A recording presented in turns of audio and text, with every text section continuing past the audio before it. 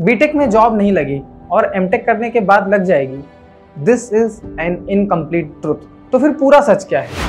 उसके लिए हमें available specialisations, industry trends, college reputation और बहुत सारी चीज़ें समझनी होगी। तो इस वीडियो में इस पर खुल के बातें होंगी कि एमटेक कब सही है और कब नहीं सही है, कौन सी ब्रांच लें या किस टीयर के कॉलेज के साथ जाएं।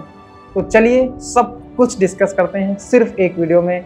And that's why this is the reality of MTech in India.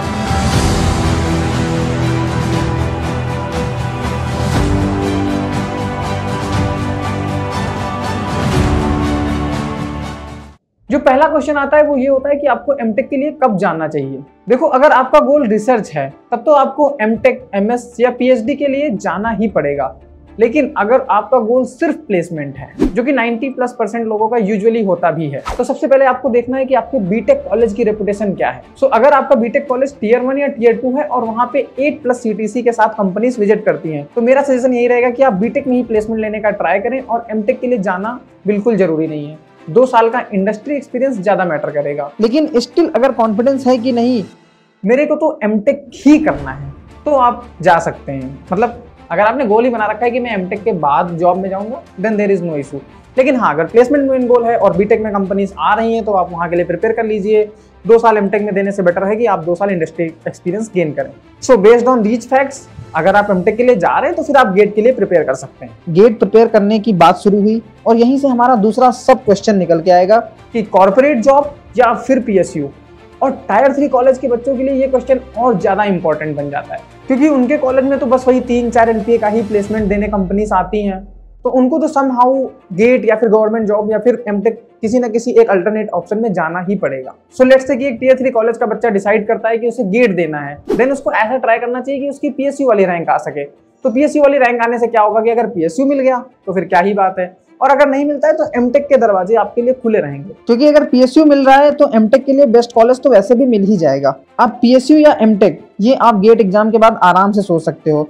वैसे पीएसयू और वीएलएसआई जॉब को कंपेयर करते हुए एक डिटेल्ड वीडियो मैंने ऑलरेडी बनाया है और वो आपको ऊपर आई बटन पे मिल जाएगा। अभी तक ये क्लियर हो गया कि किन्हें एमटेक करना है और किन्हें नहीं करना है। अब दूसरा क्वेश्चन निकल के आता है कि अगर एमटेक करना है तो फिर कहां से करना है और कहां से नहीं करना है। देखो यार, ये सब क्वेश्चन आंसर करते टाइम मैं प्री एज्यूम करके चल रहा हूं कि जॉब लेना आपका मेन गोल है। जहां पे भी रिसर्च पॉइंट ऑफ व्यू आएगा वो मैं सेपरेटली मेंशन कर दूंगा इसी वीडियो में। तो अभी ये डिसाइड करते हैं कि एमटेक कहां से करना चाहिए। देखो, मेरे अकॉर्डिंग तो IISc, टॉप 8 IITs या फिर टॉप 6 NITs या कुछ गिने चुने private colleges like bits, VIT अगर आप अफोर्ड कर सकते हो। जब तक आप यहाँ पे हो तब तक अपॉर्चुनिटीज मिलेंगी, कम मिलेंगी या ज्यादा, वो तो उस पर्टिकुलर ईयर की सिचुएशन पे डिपेंड करेगा कि मार्केट ट्रेंड्स कैसे हैं, रिसेशन है या नहीं है। कॉलेज पे डिपेंड करेगा, वहां की प्रोएक्टिव प्लेसमेंट सेल पे डिपेंड करेगा कि हाँ भाई कितनी अपॉर्चुनिटी मिलने वाली है। लेकिन हाँ, मिलेंगी जरूर अगर आप इन टॉप कॉलेजेस से एमटेक करने जा रहे हो। तो क्या इंडिया में एमटेक की यही रियलिटी है कि हमें ऊपर के ही 20 से 25 कॉलेज ही चूज करने हैं, अदरवाइज कोई ऑप्शन नहीं है? तो आंसर है जी नहीं। अब मैं क्वेश्चन को थोड़ा और कंप्लीट करता हूं। एमटेक कहां से करें और किस पर्टिकुलर डोमेन से करें? सिंपल सा आंसर है, मे बी काफी लोगों को कड़वा लगे बट सच यही है कि अगर आपको प्लेसमेंट चाहिए तो इलेक्ट्रिकल में पावर इलेक्ट्रॉनिक्स, ECE में VLSI या SPML, बस यही कुछ गिनी चुनी ब्रांचेस हैं। और कंप्यूटर साइंस इंजीनियरिंग की कोई भी आर्टिफिशियल इंटेलिजेंस या ML या फिर साइबर सिक्योरिटी से रिलेटेड ब्रांच। तो इसका मतलब क्या है कि बाकी सारे के सारे सब डोमेन्स बेकार हैं। देखो, उनके बारे में स्टोरी में इसी वीडियो में एंड में कंप्लीट करूंगा। लेकिन हाँ, अगर बहुत हाई प्रोबेबिलिटी आपको बनानी है कि प्लेसमेंट मिल ही जाएगा तो यही पर्टिकुलर ब्रांच ही आपको चूज करनी है। सो रियलिटी यही है कि इंडिया के टॉप 20 कॉलेजेस में से ये पर्टिकुलर ब्रांचेस जो मैंने मेंशन करी, VLSI, SPML और पावर इलेक्ट्रॉनिक्स अगर आपने मिल रही हैं तो आप कॉन्फिडेंस के साथ एमटेक के लिए जा सकते हैं। और इन ब्रांच को पाने के बाद अब जो सिचुएशन है उसका ये मतलब कतई नहीं है कि आपको थाली में बिछी हुई जॉब मिल जाएगी कि हाँ भाई आओ और ले जाओ। वहां पे भी आपने मेहनत करनी पड़ेगी और वो जो मेहनत आप करेंगे उसको परफॉर्म करने के लिए ये कॉलेजेस आपको एक स्टेज प्रोवाइड कर देंगे, एक अपॉर्चुनिटी प्रोवाइड कर देंगे, आपको डायरेक्ट एम्प्लॉयर से कांटेक्ट कराने में मदद करें। और अच्छा कॉलेज होने के बावजूद कभी कभी थोड़ा सा लक फैक्टर भी डिपेंड कर जाता है कि आप जिस पर्टिकुलर ईयर में पास आउट हो रहे हैं कहीं उस ईयर में रिसेशन तो नहीं चल रहा है, like 2023 was very bad year for placement. So this is the complete reality of MTech in India कि आपको अच्छा कॉलेज और अच्छा ब्रांच दोनों के दोनों चाहिए होंगे। इसके अलावा आप कहीं से भी MTech करने जाएंगे तो मोर देन 50% रिस्क रहेगा। सो आपको इतना गेट स्कोर जनरल्स के लिए 700 प्लस तो लाना ही है कि आपको एक अच्छे कॉलेज का अच्छा सब डोमेन मिल सके MTech करने के लिए, लाइक VLSI या फिर पावर इलेक्ट्रॉनिक्स या फिर मशीन इंटेलिजेंस और AI रिलेटेड डोमेन। लेकिन अभी इसी जगह पे वीडियो छोड़ना मत, क्योंकि कुछ पॉइंट्स बचे हैं जो अभी आगे और एड्रेस करने हैं मुझे, और उनमें से पहला क्वेश्चन आएगा जो मैंने बोला था कि मैं बाद में एक्सप्लेन करूंगा, and that is what about other branches like power system, branch versus college. कि लाइक कभी कभी स्टूडेंट्स को कंफ्यूजन हो जाता है कि इस पर्टिकुलर जगह पे ये ब्रांच मिल रही है और उस पर्टिकुलर कॉलेज में दूसरी ब्रांच मिल रही है, तो किसके साथ जाएं।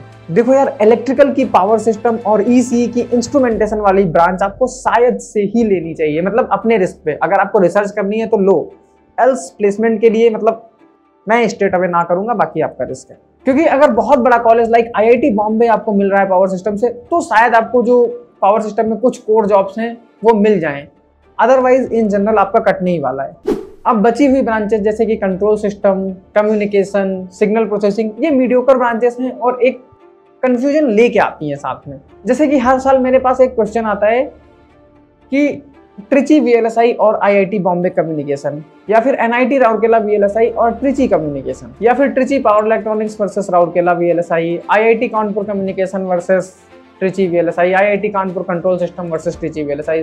तो इस टाइप के कंफ्यूजन काउंसलिंग के टाइम पे स्टूडेंट्स के मन में आते हैं।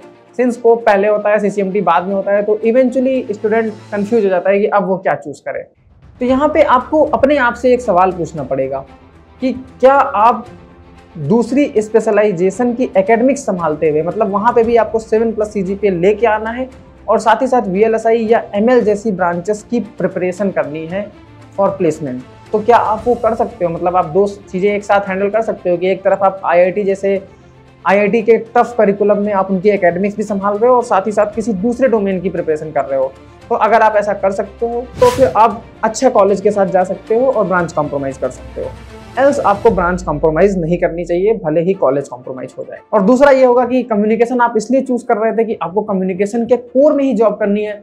इन दैट केस आपको कॉलेज नहीं कॉम्प्रोमाइज करना है, आप अच्छे कॉलेज की कम्युनिकेशन वाली ब्रांच के साथ जाइए, सिंस आपको जॉब ही कम्युनिकेशन के कोर में करनी है। और ये सवाल मेरे सामने भी आया था, and at that time it was between NIT Trichy power electronics versus NIT Rourkela VLSI। सो मेरा मन था चिप डिजाइन में जाने का, तो मैंने NIT राउरकेला VLSI चुना। फाइनल क्वेश्चन इज MTech और MS में यूजुअली थोड़ा सा कम कट ऑफ जाता है क्योंकि वहाँ पे वो 2.5 साल का करिकुलम लेके आता है।